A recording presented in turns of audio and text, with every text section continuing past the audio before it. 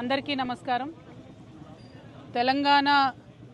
తెలంగాణ రాష్ట్రంలో ఆడబిడ్డలంటే ఒక ప్రత్యేకమైనటువంటి గౌరవం ఉంటుంది. మొత్తం దేశంలో ఒక రకమైనటువంటి సంస్కృతి ఉంటే తెలంగాణ రాష్ట్రంలో ప్రత్యేకించి బీసీ బిడ్డల ఇళ్లలో మరీ ముఖ్యంగా ఆడబిడ్డలకు కాళ్ళు మొక్కి ఏదన్నా శుభకార్యం ఉంటే తండ్రులు అన్నదమ్ములు బయటకు వెళ్ళేటటువంటి సంస్కృతి ఉంటుంది. బోనం ఎత్తుకున్నటువంటి ఆడబిడ్డను ఆల్మోస్ట్ అమ్మవారిని చూసినట్టు చూసేటటువంటి ఒక పవిత్రమైన సంస్కృతి మన తెలంగాణ రాష్ట్రంలో ఉంటుంది. ఇప్పుడిప్పుడే తెలంగాణలో భారతదేశం మొత్తంలో మహిళలు రాజకీయంలో ముందడుగేస్తూ సమస్యలపైన మాట్లాడుతున్నటువంటి సందర్భాన్ని మనం గమనిస్తున్నాం. మహిళలు రాజకీయాల్లోకి వచ్చినటువంటి వారిని చాలా పరుషమైనటువంటి పదజాలంతో ఒక బాధ్యతాయుత పదవిలో ఉన్నటువంటి వ్యక్తులు విమర్శ చేస్తే మరి వాళ్ళు వచ్చేవాళ్ళు కూడా రాకుండా వెనక్కి తగ్గేటటువంటి పరిస్థితి ఉంటుంది. నా ఒక్కదాన్ని ఈరోజు ఎమ్మెల్సీ నవీన్ గారు, చింతపండు నవీన్ అలియాస్ తీన్మార్ మల్లన్న గారు ఎంత దారుణంగా మాట్లాడినరో తెలంగాణ ప్రజలందరూ చూసిండ్రు.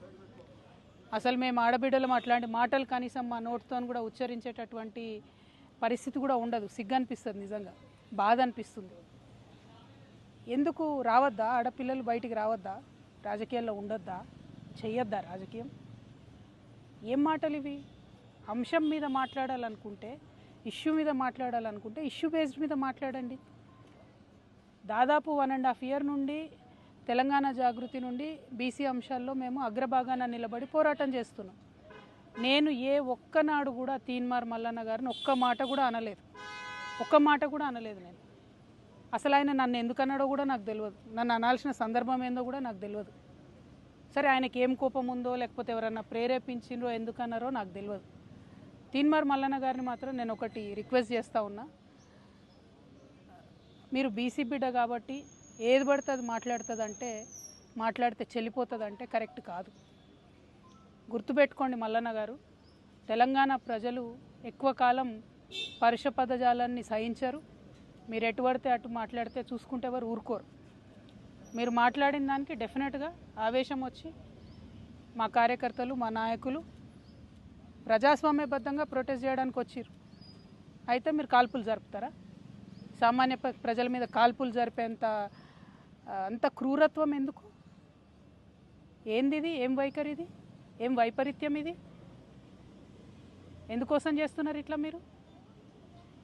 అంటే ఒక ఆడబిడ్డను ఎంత మాట పడితే అంత మాట అనేసి ఇది తెలంగాణ పదజాలం గిట్లనే ఉంటుంది గట్లనే ఉంటుంది అని అంటే ఇది మీ టీవీ కాదు, మీరు మేకప్ వేసుకొని వేసే డ్రామా కాదు.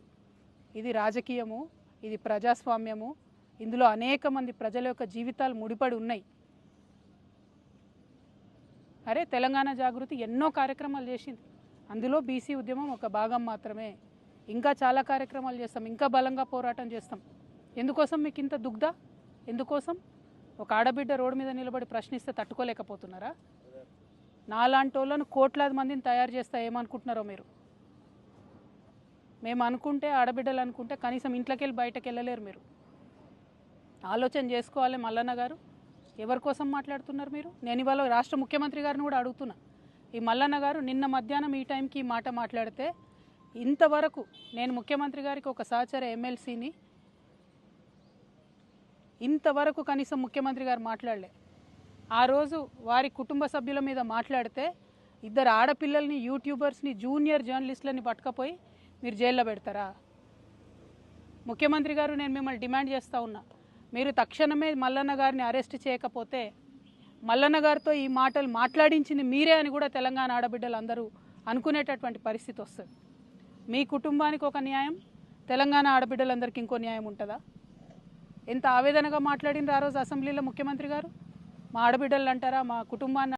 తెలంగాణ రాష్ట్రంలో ఉన్నటువంటి బీసీలు రాజకీయంగా చైతన్యవంతం కాకుండా దొరసార్ల గడిల దగ్గర కావలుండాలనేటువంటి మైండ్ సెట్ తో ఉన్నటువంటి కల్వకుంట్ల కవిత గారు ఇవాళ బీసీ రాజకీయ పార్టీ రాబోతుందని ప్రకటించిన గంటన్నరలో వాళ్ళ తీన్మార్ మల్లన్న పైన హత్యాయత్నం చేయించిందంటే కల్వకుంట్ల కవిత గారి ఆలోచన ఎట్లా ఉందో మనం అర్థం చేసుకోవచ్చు.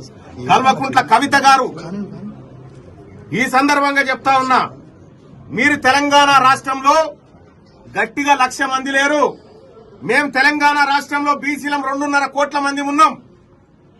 నీవు మాతో తలగొక్కొని నీ రాజకీయ సమాధులు కట్టుకోకు. నువ్వు రాజకీయం చేసుకో. మీ నాయన మీద కోపం ఉంటే, మీ అన్న మీద కోపం ఉంటే వాళ్ళ మీద ప్రదర్శించు. అంతేగాని మా తెలంగాణ కవిత గారు మర్చిపోయిరా, పరకాల కాడ, బైరాన్పల్లి కాడ మా బీసీ బిడ్డలను బరివాతల బతుకమ్మ ఆడిపించిన జాతి కదా మీది. మా బీసీ బిడ్డల ఆత్మగౌరవం కోసం పోరాడుతున్నటువంటి మా పైన హత్యాయత్నాలు కూడా చేయిస్తావా? మా పైన దాడులు చేయిస్తావా? ఖచ్చితంగా దీన్ని ఎదుర్కొంటాం. ప్రజాక్షేత్రంలో కల్వకుంట్ల కవితను రాజకీయంగా సమాధి చేసి తీరుతాం. అలాగే ఈ దాడి ఏదైతే జరిగిందో నా పైన కాదు, నా అనుచరుల పైన, చాలా మంది పైన దాడులు చేసిరో దీనికి తప్పకుండా న్యాయస్థానాల ద్వారా వాళ్ళకు శిక్షలు పడేలాగా మా వంతు ప్రయత్నం చేస్తాం. తెలంగాణ రాష్ట్రంలో బీసీ ప్రజలారా ఇది జరుగుతుంది. ఒక్కసారి బీసీల పార్టీ అంటేనే వాళ్ళ గుండెలు అదిరిపోయి హత్యాయత్నాలకు దిగుతా ఉన్నారు. ఏది ఏమైనా మా ఆలోచన, మేం చేయబోతున్నటువంటి రాజకీయం ఖచ్చితంగా చేసి తీరుతాం. ఎవరికి తల వంచం. మీ పిట్ట బెదిరింపులకు, హత్యాయత్నాలకు తీన్మార్ మల్లన్న ప్రాణాలను లెక్క చేయకుంటేనే ఆల్రెడీ దిగిండు. ప్రాణభయం ఉంటే మీకుంటది, మాకు లేదు. నేను నా బీసీ ప్రజల కోసం ఎంతవరకైనా సిద్ధంగా ఉన్నా. వాళ్ళను రాజకీయంగా ముందుకు తీసుకుపోవడమే మా లక్ష్యం. దాదాపు ఇక్కడ మా సిబ్బందికి 15 మంది దాకా దెబ్బలు తాకినాయి. వచ్చినటువంటి విజిటర్స్ ఎవరైతే ఉన్నారో పాపం ముసలోళ్ళు, వాళ్ళ మీద దాడి చేసినారు. వాళ్ళకు కూడా 10 మంది దాకా గాయాలు జరిగినాయి. చాలా అన్యాయం, దుర్మార్గం. సార్ మీపై ఫిర్యాదు చేయని డీజీపీ గారికి వెళ్తున్నారంట. డీజీపీ దగ్గరికి వెళ్తే నేను ఏం చేయాలి ఇప్పుడు? ఆమె ఏది తెలంగాణలో సామెత ఉంటదిగా, మొగని కొట్టి మొగసాలకు ఎక్కినట్టుగా. రక్తపాతం ఏమో నా ఆఫీసులా? దేనికోసం డీజీపీ ఆఫీస్కు? దేనికోసం డీజీపీ ఆఫీస్కు మీడియాను అడుగుతా ఉన్నా నేను. మా పైన హత్యాయత్నాలు చేసి డీజీపీకి ఫిర్యాదా?